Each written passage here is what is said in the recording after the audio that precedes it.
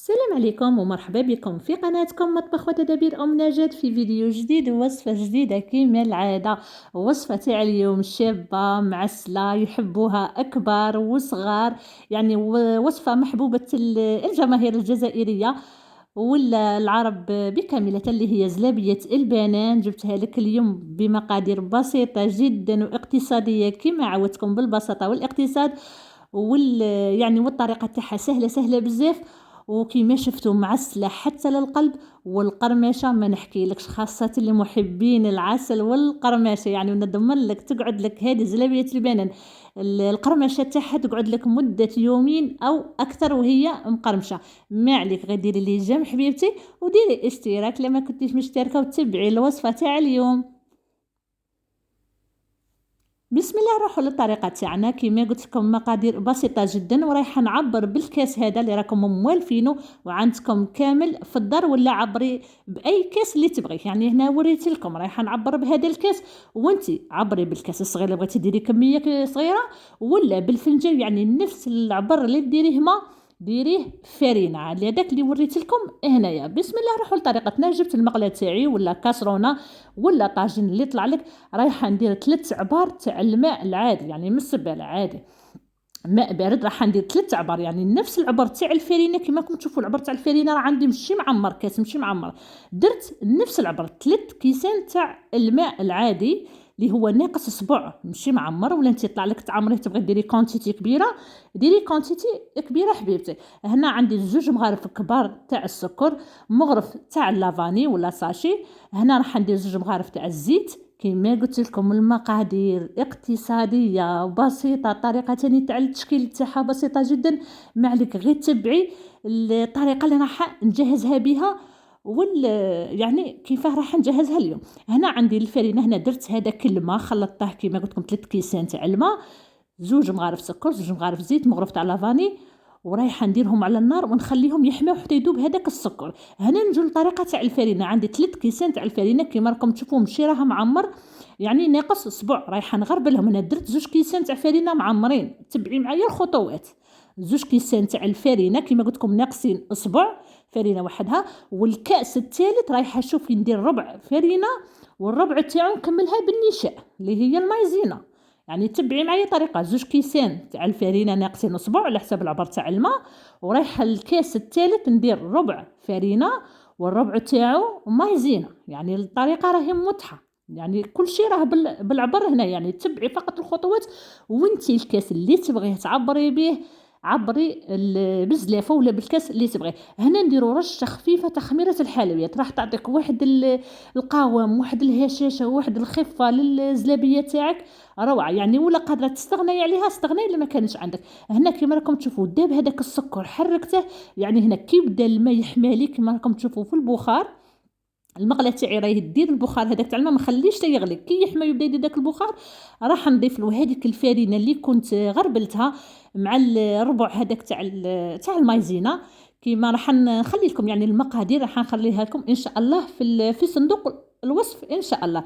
هنا نحرك راني منقصه كامل للنار، نقصي لها ولا طفي عليها وقعدي دخلي هذيك الفرينه مع الماء حتى تتشرب كامل وتولي عندك عجينه متماسكه. يعني ما بغيش نقطع لكم الفيديو، فقط خففته باه ما يخرجليش طويل بزاف، باه نفهم خياتي ولا بناتي المبتدئات. كما شفتوا الوصفه بسيطه، المقادير اقتصاديه، يعني متواجده في كل بيت. هذه الوصفه انا حنديرها اليوم بلا بيض، يعني الطريقه كما قلت لكم راه البيض راه غالي وكاع ولا اصلا كاع لو كان نديروا فيها البيض راح تولي لك طريه، يعني تقعد كما نقولوا تنتكل في نهارها. بصح الوصفه تاع اليوم هذه ما نحتاجوش فيها البيض، تخرج شوف واحد القرمشه فيها وواحد القوام معسله ومقرمشه روعه. غير جربيها على ضمانتي. هنا كي ولات لي كتله كامله كيما شفتوا في المقلاة قلحتها وجبتها هنا في البوطاجي تاعي ولا في البخون طرافاي. راح مباشره هنا كانت حامية تغلي غير بالمغرف، غير هكا قلبتها قد ما شوية ولات يدي قد ما نقلب ديك العجينة نولي نعجن فيها مباشرة كيما راكم تشوفوا. أنا راني نعجن، خففت لكم الفيديو باه ما يخرج لكمش طويل وما بغيش نقطع لخياتي باه تفهموني وتفهموا الطريقة تاعو باه تنجح معاك. يعني لازم تتبعي الخطوات حبيباتي. هنا نقعد غير نعجن فيها كيما راكم تشوفوا راهي حامية، نعجن نعجن نعجن حتى تولي عندي عجينة رطبة. شوفوا راني غير نعجن فيها ونعاود حتى تولي العجينه تاعي تبرد لي في يدي وتولي رطبه. يعني شوفوا راني غير نعجن فيها يعني نقلبها مره على مره، نقلبها ونعجن نقلبها ونعجن حتى راح نوري لكم نقدم لكم القوام تاع العجينه. شوفوا كي ولات رطبه، تولي رطبه رطبه رطبه كيما نقولوا متماسكه متماسك. شوفوا هنا القوام تاعها كي ولا راح نقدم لك وشوفي العجينه كي تولي، شوفي تولي ملسه تولي طريه رطبه. شوفي يعني راهي موضحه في الفيديو، فقط عجنيها عجنيها مليح حتى تولي وما تديش الوقت. نقولوا حنا ملي قلت لك عجنيها عجنيها تخافي، لا حوالي دقيقه 2 دقائق تكون كافيه. قد ما تولي لك العجينه دافيه ديري هنا. دايره الزيت يحمى، المقله تاعي دايرتها تحمى وراح نجيب هذا القمع راح نستخدمه. يعني ولا انت عندك اي واحد، انا اخترت ما بغيتش ندير بلا بوش، يعني الاغلبيه تكون ما عندهمش، انا عندي في الدار ولكن بغيت لك نوري لك الطريقه السهله. فقط غير هكا ديري العجينه ودخلي بالاصبع تاعك وانت شكلتي الزلابيه تاعك تاع البنان. طلع لك تقطعيها هكا صغيره، انا درت شويه من هذه الصغيره، يعني كم عارفين الاطفال ولا حتى حنا الكبار نبغوا هذا الشكل الصغير تاع البنان. ولا طلع لك تكبري الحبه، راح تاني ندير حبه كبار راح نوري معكم الطريقه. راح شوفوا كي نجيبوا كميه تاع عجين تضغطي بالاصبع تاعك، التشكيل تاعها ساهل. ولا كانت عندك لابوش وبغيتي تسهلي على روحك ما عليك غير تستعملي حبيبتي. انا جاتني هذه الطريقه يعني سهله وما تديش منك الوقت. قطعتها هكا صغيره وراني دايره المقلاة تاعي تحمى على جهه. راح نكمل هذه الكميه نقطعهم كامل هذو الصغار ونجوزو مباشره به نقلوهم. هنا حميت الزيت تاعي وراني موجده تانيك العسل، يعني هنا مباشره كي نقلوهم ديريكتومون للعسل في طوع يتشربونا العسل. هنا حميت الزيت تاعي في المقلاة لازم تكون عميقه، يا ديري كاسرونه وتقلي بشويه ولا ديري المقلاة كيما انا درت في المقلاة ولكن الزيت يكون غازر يعني ناكد لكم. وهنا نقصي للفرن تاعك دوك نوري لك نقصي له كامل، يعني تدي من معاك الوقت. ما نقولوش ما تزيدي لهاش تخليها غير تنحرق هذيك الجلفه الفوقانيه وتقعد لك من الداخل خضراء، لا حبيبتي. يعني لازم تتبعي الخطوات اللي راني نديرهم. انا مبغيش نقطع لكم الفيديو حتى في طريقه القلي باه تتبعي معايا الطريقه. هنا نقصت لها وخليتها تنقلى غير حبه حبه كما يقول لك، غير بشويه منها طيب لك من الداخل وتاخذ لك هذيك القرمشه اللي قلت لك. نضمن لك القرمشه تاع هذه الزلابيه تقعد لك يومين 3 ايام وهي بهذاك القوام تاع القرمشه كما شفتوا. تشرب العسل المعسله يعني وفيها واحد البنه واحد. شوفي يعني نقول لك غير جربيها على ضمانتي ست. شوفي هذا رمضان ما يليق غير هذه الزلابيه تاع البنه اللي عطيتها لك بهذه الطريقه كيما شفتي.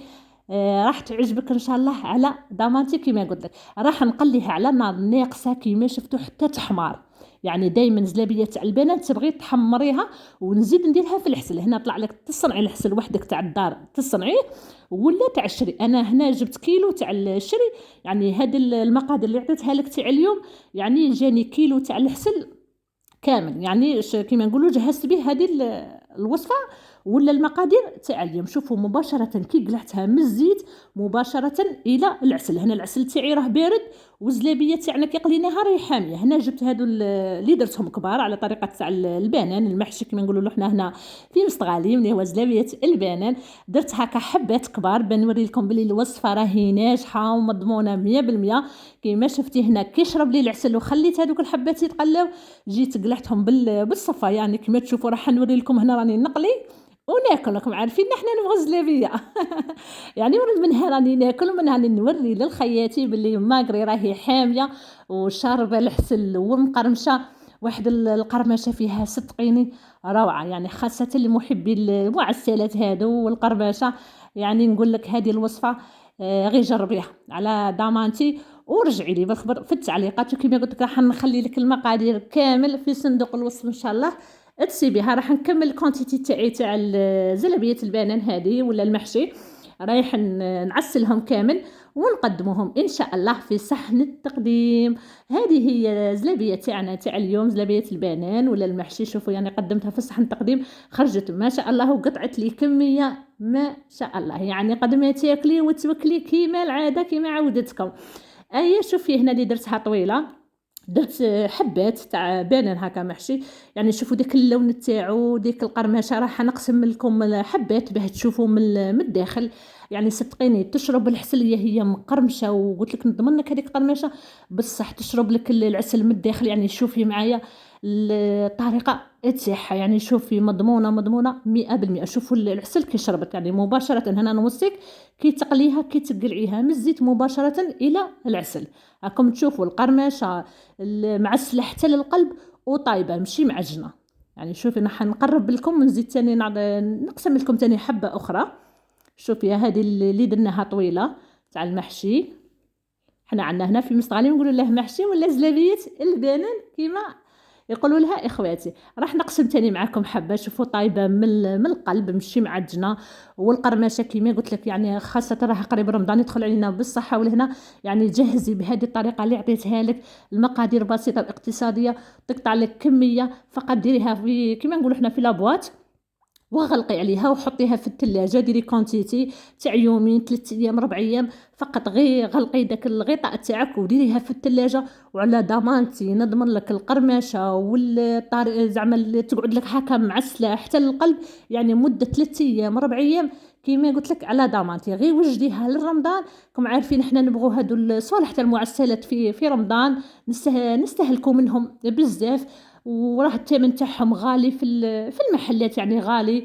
واكثريه يعني ما تكونش الحاجه. رانا نخافوا شتي من المحلات وكاع ما تكونش نقاوه النظافه، ولا واحد يجهز هكا حاجه نقيه وشابه في داره ليه ولوليداته، ولا كان جايينك عندك ضيوف ولا جهزيها بهذه الطريقه السهله والبسيطه والشابه. كما راكم تشوفوا راني قسمت لكم شحال من حبه. شوفوا العسل حتى للقلب ما شاء الله. ما عليك نقول لك غير جربي زلابيه تاع البنان تاع اليوم ان شاء الله تعجبك. ونقول لك ما تنسينيش حبيبتي بهذاك الجام الشباب اللي طلع لي المورال، وشاركي الاحباب والاصدقاء هذه الوصفه اللي حطيتها.